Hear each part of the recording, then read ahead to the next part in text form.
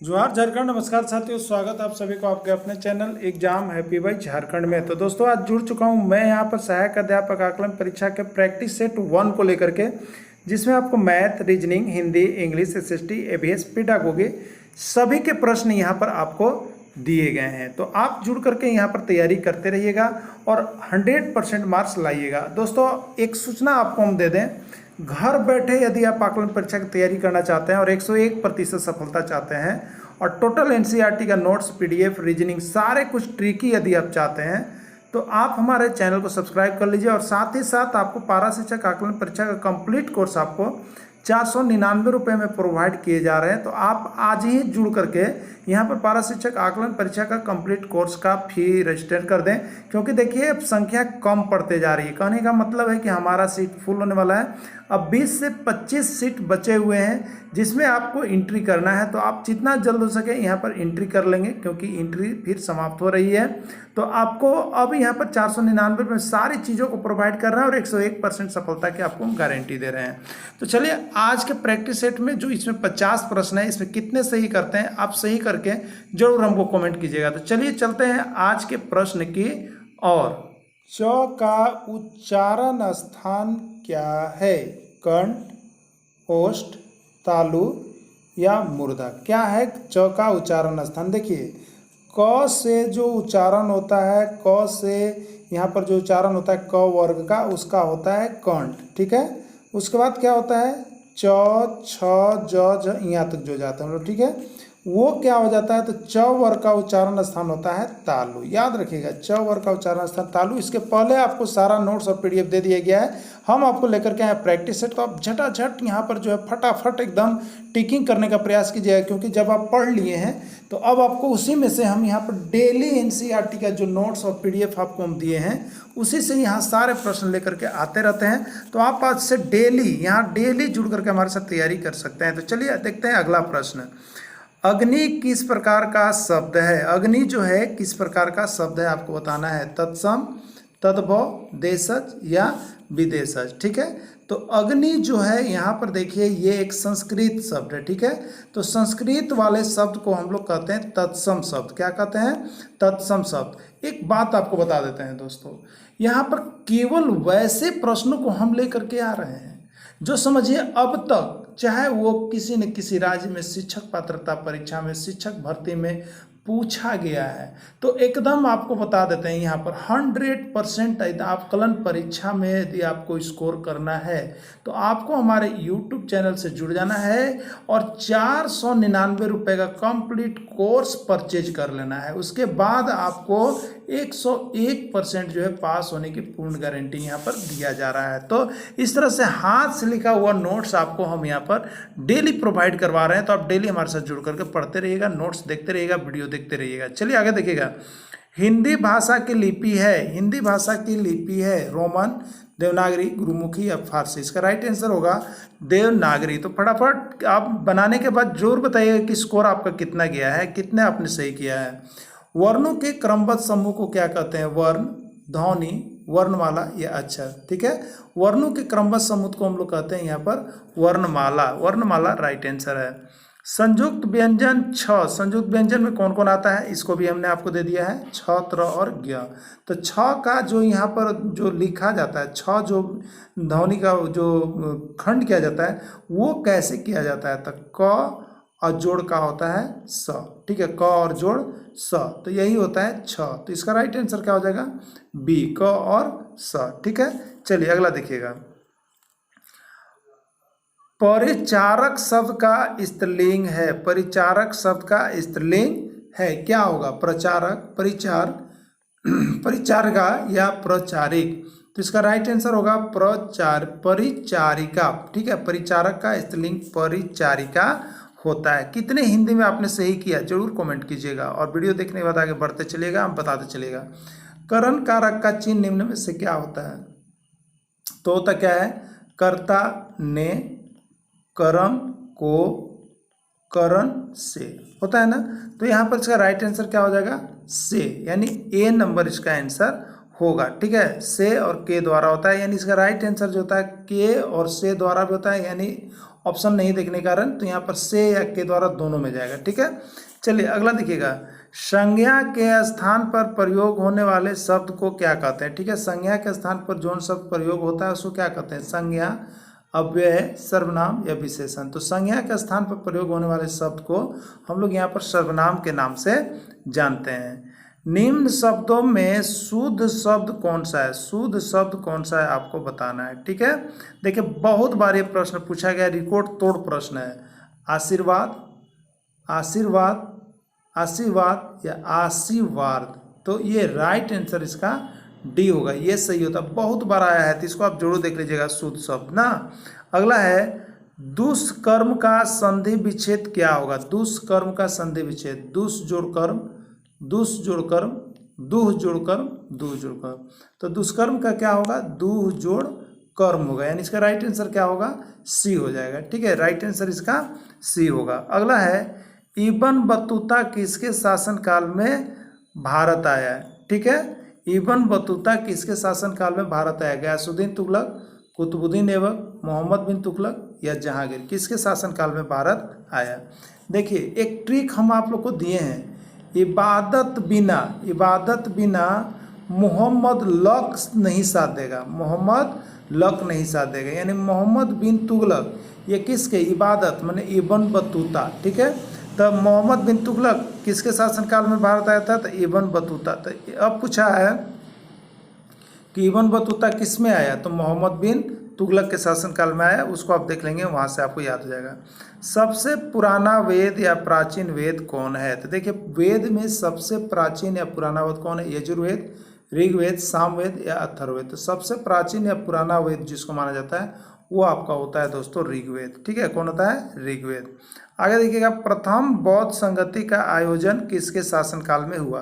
तो देखिए आप जो हमसे, हमारे लोग जो जुड़े हुए हैं उनको हम इसका पूरा नोट्स ट्रिकी दे दिए हैं। ठीक है, शासक का पूरा ट्रिकी नोट्स और वीडियो सब दे दिए हैं। तो देखिए प्रथम बौद्ध संगति का आयोजन किसके शासनकाल में हुआ, तो हमने लिखा था इसका कि आज का साली कौन, आज का साली कौन, इसी पर यह प्रश्न बना था। तो आज का मतलब अजातशत्रु प्रथम बौद्ध संगति का मतलब है कालाशोक द्वितीय बौद्ध संगति का, और यहाँ पर अशोक आज का शासक, शासक माने अशोक महान सम्राट, और कौन का मतलब कनिष्क। तो यही बनाया हुआ था। तो इसीलिए तो हम आपको बोले ना कि जो अभी तक नहीं जुड़ पाए हैं हमारे साथ, जो अभी तक नहीं जुड़ पाए हैं, तो वो जुड़ जाइए ना, जितने जल्दी आप जुड़िएगा आपको सारा चीज़ ट्रिकी के साथ साथ यहाँ प्रैक्टिस सेट के साथ साथ नोट्स पीडीएफ सारा चीज़ तो मुहैया हम करवा रहे हैं, आप लोग जुड़ जाइए। तो चलिए इसका प्रथम बौद्ध संगति अजातशत्रु हो गया। अगला है, शक संवत की स्थापना किसने किया, ये भी आपको नोट्स में हमने दे दिया है, विक्रमादित्य, चंद्रगुप्त, कनिष्क या अकबर। तो शक संवत की स्थापना किसने किया, कनिष्क ने किया। ठीक है, किसने किया, कनिष्क ने किया। आगे आप देखेंगे, ऋग्वेद के उपवेद का नाम क्या है। ठीक है, ऋग्वेद के उपवेद का नाम क्या है। तो देखिए इसका हमने एक ट्रिक बनाया था, आया गंध, आया गंध माने शुरू बार ऋग्वेद है तो उसको क्या हो गया, आयुर्वेद, उसका उपवेद क्या हो गया, आयुर्वेद हो गया। ठीक है, तो यहाँ पर ऋग्वेद के उपवेद का नाम है आपका आयुर्वेद। तो इस नोट्स को लेने के लिए आप जो जुड़े हैं उनको मिल गया है, आप सभी देख लीजिएगा और जरूर याद रखिएगा, प्रैक्टिस के समय आपको अच्छे आने चाहिए। ठीक है, अब देखिएगा, प्रथम बौद्ध संगति का आयोजन किसके शासनकाल में हुआ, प्रथम बौद्ध संगति का आयोजन किसके शासनकाल में हुआ, ये प्रश्न हो गया। शक संवत की स्थापना किसने की, आगे आइए यहाँ देखिएगा, -2/3 का पावर 4 का सरल रूप क्या होगा, ए होगा, बी होगा, सी होगा या डी होगा। देखिए -2/4 का मतलब -2 का पावर 4, और ये अलग अलग कीजिएगा तो 3 का पावर 4। तो माइनस का सबसे पहले पावर 4 कीजिएगा तो प्लस हो गया, और 2 का पावर 4 यानी 2 को 4 को गुना कीजिएगा तो कितना हो जाएगा, 16 हो जाएगा। और 3 का पावर 4 तो कितना हो जाएगा, देख लीजिए आप यहाँ पर 3 गुने 3 गुने 3, 3 3 9 9 3 27 और 27 दिया 81, यानी कितना हो रहा है 16/81। 16/81 किस में है, डी में है, यही इसका राइट आंसर हो जाएगा। चलिए अगला देखिएगा, संख्या 0.00216 का घनमूल क्या होगा। ठीक है, तो 0.00216 का घनमूल क्या होगा, तो आप एक चीज़ ध्यान दीजिएगा, यहाँ पर जब घनमूल हम लोग निकालते हैं तो 3 गोल के लिए निकालते हैं। ठीक है, तो 216 को जब हम लोग तोड़ते हैं ना तो यहाँ पर क्या होता है, 6 हो गया, 36, 6 हो गया 36, 3 बार आ गया। देखिए इसको ऐसे 2 से हम तोड़ेंगे ना तो आप लोग रहे सर ऐसे तोड़ दिए, तो 2 से तोड़ेंगे, लेकिन यह जल्दी के चलते आपको 6 से हमने तोड़ा, तो ये 3 गो हो गया ना, तो 3 गो के लिए एक 6 निकला, और 3 गो जीरो के लिए कै गो जीरो निकलेगा, 1 गो जीरो निकलेगा, फिर दशमलव है दशमलव, यानी राइट आंसर क्या होगा 0.06 इसका राइट आंसर होगा, जो कि सी नंबर है। ठीक है, अगला देखिएगा गुणनखंड। गुणनखंड 3 गुने 3, 5 गुने 5, 7 गुने 7 का वर्गमूल क्या होगा। तो देखिए वर्गमूल यही होता है ना, इसके ऊपर हम वर्गमूल साइन बिठा देंगे, तो ये 2 गो 3 के लिए 1 गो 3, ये 2 गो 5 के लिए 1 गो 5 बाहर निकलेगा, और 2 गो 7 के लिए 1 गो 7 बाहर निकलेगा। तो 3 पच्चे 15 और 15 सत्ते 75 से, यानी 105 कहते हैं। क्या कहते हैं 105। तो 105 किस में है, तो देखिए डी नंबर आपका ऑप्शन है, तो डी बिल्कुल सही है। कितने आपके सही हो रहे हैं, जितने भी लोग जुड़े हैं, जितने लोग जुड़े हैं कितना आप सही कर पा रहे हैं जरूर कमेंट कीजिए और बताते चलिए। ठीक है, जीरो का व्युत्क्रम है, जीरो परिभाषित नहीं है, नहीं होगा इनमें से कोई नहीं। ठीक है, तो जीरो का व्युत्क्रम देखिए, जीरो है यानी 0/1 है, इसका व्युत्क्रम कीजिए तो 1/0। तो देखिए 1/0 को हम लोग कहते हैं इन्फिनिटिव, और हिंदी में कहते हैं कि परिभाषित नहीं होगा। ठीक है, तो इसका राइट आंसर क्या हो जाएगा आपका बी हो जाएगा। चलिए अगला है 69 को रोमन संख्याक है। 69 का रोमन संख्या क्या है। ठीक है, तो देखिए रोमन संख्या का भी ट्रिक हम दे दिए हैं। 4 गो क्या बोले थे, 4 गो यहाँ पर लड्डू, 4 गो MDM साबुन लेते आओ, बस एकरे में ये सब बन गया है। तो एक नोट्स देख लीजिएगा, आपको नोट्स हम दे दिए हैं। ठीक है, तो क्या होता है IVXLCDM, यानी 4 गो एक्सल, 4 गो एक्सल, क्या गो 4 गो एक्सल और 3 गो CDM साबुन ले लाओ, ये पर बन जाता है। तो L मैंने 50 है, और X मैंने यहाँ पर 50 और IX, यानी L प्लस 50 हो गया, X का मतलब 10 60 हो गया, और IX का मतलब 9 हो गया। तो 50 10 60 और 9 69, यही था ना। तो क्या हो जाएगा, तो यहाँ पर आपको हो जाएगा LXIX, LXIX। ठीक है, अगला देखिएगा -7/13 को कौन सी संख्या से गुना करें कि 28 प्राप्त होगा। 52 से करने पर, 39 से करने पर, -52 से करने पर, या -25 से करने पर। तो देखिए -7/13 है, इसको कितना लाना है 28 लाना है। तो -52 से गुना करके देख लीजिए, तो 3 से ठीक है, कितना है 13 है, तो 13 चौके कितना हो जाएगा 52, और ये माइनस माइनस क्या हो जाएगा प्लस, और 7 चौके कितना हो जाएगा 28। ठीक है, तो इसका राइट आंसर क्या हो जाएगा आपका 28 हो जाएगा, यानी 52 -52 इसका राइट आंसर होगा। -52 से गुना करेंगे तो 28 प्राप्त आपका हो जाएगा। ठीक है, चलिए अगला देखिएगा। भारत का बिस्मार्क किसको कहा जाता है। भारत का बिस्मार्क किससे कहा जाता है, पंडित जवाहरलाल नेहरू, सरदार वल्लभ भाई पटेल, बाल गंगाधर तिलक, या महात्मा गांधी। ठीक है, तो देखिए भारत का एकीकरण करने के कारण भारत का जो बिस्मार्क कहा जाता है वो आपको सरदार वल्लभ भाई पटेल को कहा जाता है। तो इसका राइट आंसर बी होगा। जिनका भी राइट आंसर बी है वो बिल्कुल सही है। तो बहुत लोग सही कर रहे हैं, बहुत ही अच्छी तैयारी है आप लोगों की। चलिए इसी तरह से जवाब देते चलेगा। भारत में कैसी शासन प्रणाली है, संसदीय, राजतांत्रिक, अध्यात्मक, या सैनिक। तो भारत में किस प्रकार की शासन प्रणाली है, तो भारत में संसदीय शासन प्रणाली यहाँ पर लागू किया गया है। ठीक है, देखिए भारत का अंतिम वायसराय कौन था, वो था ना, भारत का जो अंतिम वायसराय कौन था, captain Hawkins, Lord Mountbatten, Hector Munro, या लॉर्ड कोलाई। तो देखिए भारत का अंतिम जो वायसराय हुआ वो आपका था लॉर्ड माउंटबेटन। ठीक है, कौन था, लॉर्ड माउंटबेटन। अगला है यहाँ पर महात्मा गांधी को सर्वप्रथम राष्ट्रपिता किसने कहा, किसने कहा, पंडित जवाहरलाल नेहरू ने, सरदार वल्लभ भाई पटेल ने, सुभाष चंद्र बोस ने, डॉक्टर भीम। इसका भी ट्रिक हमने आपको दे दिया है। क्या दिया है, राष्ट्र के महात्मा सुभाष चंद्र बोस। ठीक है, राष्ट्र मतलब राष्ट्रपिता, के महात्मा मतलब महात्मा गांधी, और सुभाष चंद्र बोस। ठीक है, यानी महात्मा गांधी को सुभाष चंद्र बोस उपाधि किसने दिया, तो किसने दिया, तो सुभाष चंद्र बोस ने दिया। सुभाष चंद्र बोस इसका जो है राइट आंसर आपका हो जाएगा। तो दोस्तों आपको हम बता दे रहे हैं यहाँ पर सारे क्वेश्चन को आपको हम ट्रिकली करवाने वाले हैं, और सारे नोट्स आपको ट्रिक के साथ हम देने वाले हैं। तो बहुत सारे नोट्स आपको तो चले गए हैं, और बहुत सारे नोट्स अभी पड़े हुए हैं जो आपको मिलने जा रहा है। तो एकदम मैंने समझिए कि आपको पिटारा खुलने जा रहा है। तो पिटारा को खुलने में जब तक आपके पास नोट्स नहीं रहेगा, वीडियो से आप नहीं तय हो पाएगा। ठीक है, वीडियो से आप टोटल नोट्स नहीं बना सकते हैं। तो इसीलिए नोट्स भी हम आपको दे रहे हैं, वीडियो भी दे रहे हैं, सिर्फ और सिर्फ कितना 499 रुपये में। तो हमारे साथ जुड़ जाइए, दोनों चीज़ का मजा लेते रहिए। भरपूर तैयारी, 101% पास होने का गारंटी हमारा टीम दे रहा है आप लोगों को। ठीक है, सीमांत गांधी के नाम से किससे जाना जाता है? पंडित जवाहरलाल नेहरू, खान अब्दुल गफ्फार खान, सरदार वल्लभ भाई पटेल या महात्मा गांधी। ठीक है, तो सीमांत गांधी के नाम से किसको जाना जाता है? तो ये है आपके खान अब्दुल गफ्फार खान, जिनको सीमांत गांधी के नाम से जाना जाता है। ठीक है, अगला देखिए, मोहनजोदड़ो का शाब्दिक अर्थ क्या होता है? मोहनजोदड़ो का शाब्दिक अर्थ क्या होता है? मिट्टी का टीला, पत्थरों का ढेर, मृतकों का टीला या ईंटों का टीला। तो देखिए, मोहनजोदड़ो का शाब्दिक अर्थ होता है आपका मृतकों का टीला, इसी को कहते हैं मुर्दों का टीला। तो जो भी आपको ऑप्शन आ जाए आप यहाँ लिखिएगा, तो इसका राइट आंसर हो जाएगा सी नंबर, मृतकों का टीला। अगला देखिएगा, खिलौना की आयु कहा जाता है किसको? खिलौना की आयु किसको कहा जाता है? पूर्व बाल अवस्था को, उत्तर बाल अवस्था को, शैशवावस्था को, ये सभी। तो देखिए, खिलौना की आयु जो होता है ये सबसे पहले वाली पूर्व बाल अवस्था को हम लोग कहते हैं, जिससे बच्चे खिलौना से खेलते हैं। बाल विकास का क्या अर्थ है? बालक की लंबाई, चौड़ाई तथा मोटाई का विकास, बालक का बौद्धिक विकास, बालक का सर्वांगीण विकास, बालक का विकास होना। तो बाल विकास का अर्थ क्या है? बालक का सर्वांगीण विकास को देखना जो है बाल विकास का अर्थ है। अगला है, विकास कभी न रुकने वाला एक प्रक्रिया है एवं विचार है, यह किससे संबंधित है? अंत संबंध का, निरंतरम का सिद्धांत, स्वीकरण का सिद्धांत या अंतःक्रिया का सिद्धांत। क्या इसका आंसर नाइट होता है? निरंतर का सिद्धांत, निरंतर बढ़ने का सिद्धांत। ठीक है, शैशवावस्था में बालक का भार बालिका से क्या होता है? कम होता है, अधिक होता है, समान होता है, इनसे कोई नहीं। तो क्या होता है? शैशवावस्था में बालक का भार जो होता है बालिका से अधिक होता है। ठीक है, क्या होता है? अधिक होता है।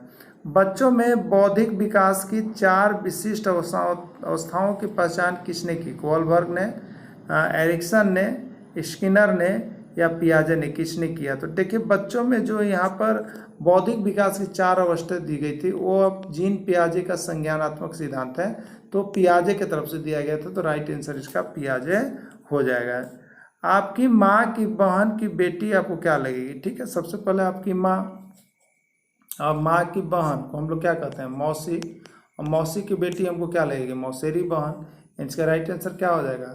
बी, मौसेरी बहन हो जाएगा। ठीक है, अगला देखिएगा, रामायण पुस्तक से संबंधित है। रामायण का संबंध किससे है? पुस्तक से। तो कलम का संबंध किससे होगा? कॉपी से, पुस्तक से, लेखनी से या सफाई से? तो कलम के लिए क्या आता है? लेखनी आता है। कलम लिखने वाली चीज़ है। ठीक है, रामायण पुस्तक है, कलम लिखने वाली चीज़ है। ओके, चलिए अगला देखिएगा, A B C, A B C, B C D. तो पी क्यू आर बराबर क्या होगा? तो देखिए, ए के बाद बी, बी के बाद सी, सी के बाद डी, एक बढ़ रहा है ना। उसी तरह से पी क्यू आर को बनाइए, तो पी के बाद क्या होगा? क्यू, क्यू के बाद क्या होगा? आर, और आर के बाद क्या होगा? एस। यानी इसका राइट आंसर क्या हो जाएगा? Q R S. किस में है? सी में है, तो क्यू आर एस इसका राइट आंसर। देखिए दोस्तों, रीजनिंग का इतने प्रश्न आपको करवाया जाएगा प्रैक्टिस सेट की रीजनिंग से आपको 100% मार्क्स आ जाएंगे। यहाँ टेक्स्ट बुक से 100% मार्क्स आपको आ जाएंगे। और यहाँ पर देखिए, जो पेडागोगी आपको वो तो आपके कौशल पर आधारित है, तो इसमें किसी का कोई भिड़ता नहीं है, लेकिन फिर भी हम लोग प्रैक्टिस करेंगे सारी चीज़ों का। ठीक है, और आपको यदि ये अच्छा लग रहा है तो आप हमारे कोर्स को परचेज कर सकते हैं, सिर्फ और सिर्फ 499 रुपये में हमारा नंबर दिया हुआ रहेगा। ठीक है, चलिए अगला देखिएगा, 2 4 16, 2 4 16। तो आगे क्या होगा बताना है। ठीक है, देखिए ये क्या है? अगला क्या है? 2 है, तो 2, ये 4 क्या है? 2 का स्क्वायर है। ये 16 क्या है? 4 का स्क्वायर है। ठीक है, तो आपको आगे क्या होगा? तो 16 का स्क्वायर आपको कर लेना है। 16 का स्क्वायर कितना होगा? 256। तो इसका राइट आंसर किस में है? सी में है। 16 का स्क्वायर 256 होगा। ओके, अब देखिए आगे, Ram is best boy of our school. ठीक है, ए भराएगा, एन भराएगा, द भराएगा या नन ऑफ दिस। देखिए बेस्ट क्या है? बेस्ट क्या है? तो बेस्ट आपको सुपरलेटिव डिग्री है। ठीक है, बेस्ट क्या है? आपको सुपरलेटिव डिग्री है ना। तो यहाँ पर comparative degree, positive degree, superlative degree पढ़ते हैं, पॉजिटिव, कंपैरेटिव, सुपरलेटिव, ये सुपरलेटिव डिग्री है। तो सुपरलेटिव डिग्री के पहले हमेशा द का प्रयोग किया जाता है, ए एन का प्रयोग नहीं किया जाता है। तो यहाँ पर किसका प्रयोग होगा? द होगा। बेस्ट है, ये आपका कौन है? सुपरलेटिव डिग्री है, तो बेस्ट के पहले द लगेगा। इसका राइट आंसर द होगा। ओके, चलिए अगला देखिएगा, राम प्लेइंग फुटबॉल। अब इसमें इज लगेगा, एम लगेगा, हैज लगेगा, नन ऑफ दिस। ठीक है, तो देखिए राम के बाद जो सहायक क्रिया आता है वो इज एम आर आता है। ठीक है, तो राम के अनुसार, नेम के अनुसार इज लगता है, इसलिए राम इज होना चाहिए, तो इसका राइट आंसर ये होगा। अगला है राम इज देन श्याम, क्या good, Ram is good than Shyam होगा, Ram is better than Shyam होगा, राम इज बेस्ट देन होगा, नन ऑफ दिस।